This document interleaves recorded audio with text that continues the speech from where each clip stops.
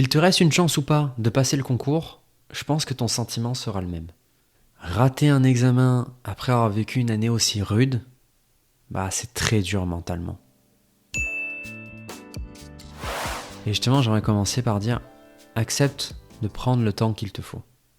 Certains te diront, ne pleure pas. Mais franchement, si t'as envie de le faire, fais-le.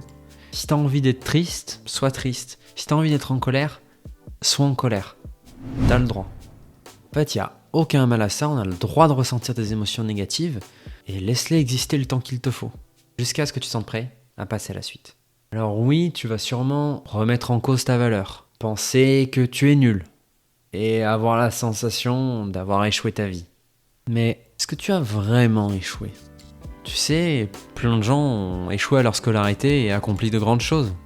Zuckerberg, le créateur de Facebook, a créé l'innovation mondiale des réseaux sociaux alors qu'il a arrêté la fac quand il était en première année. Gérard Depardieu a arrêté l'école à 13 ans et pourtant c'est un acteur français les plus connus dans le monde. Seuls 6 joueurs de toute l'équipe de France de football a le bac.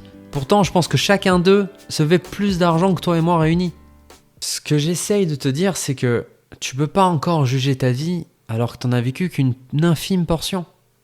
Regarde-moi par exemple. Quand j'ai raté ma PACES, je me suis senti comme un moins que rien.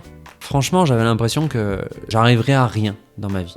Au final, mon échec en PACES m'a emmené en psychologie où je me suis découvert une vraie passion pour la recherche en psychologie. En plus, grâce à la psycho, j'ai rencontré des gens formidables et notamment ma chérie avec qui ça fait 5 ans qu'on est ensemble. En fait, mon échec en médecine, je le regrette pas du tout, je le considère même comme une belle chose. Ça m'a permis de découvrir plein de choses heureuses dans mon existence. Au final, faut un peu considérer ta vie comme un film. Et là, si tu viens d'échouer, tu viens de vivre l'événement perturbateur. C'est le choc qui fait que ta vie est secouée.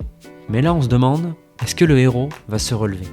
Ça va créer du suspense, on connaît pas la suite. Alors finalement, ne juge pas maintenant le film qu'est ta vie, alors que t'en as même pas vu la moitié.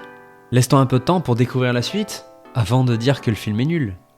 Si tu ne crois pas en toi pour la suite, ok, on n'a pas tous confiance en soi, mais crois en ton cerveau.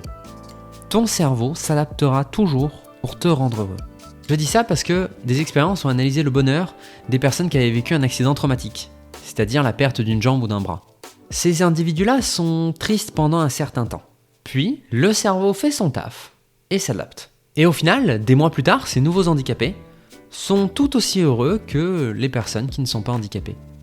En fait, quoi qu'il se passe, ton cerveau s'adaptera et trouvera ton bonheur. Donc franchement, t'en fais pas, tout va bien se passer.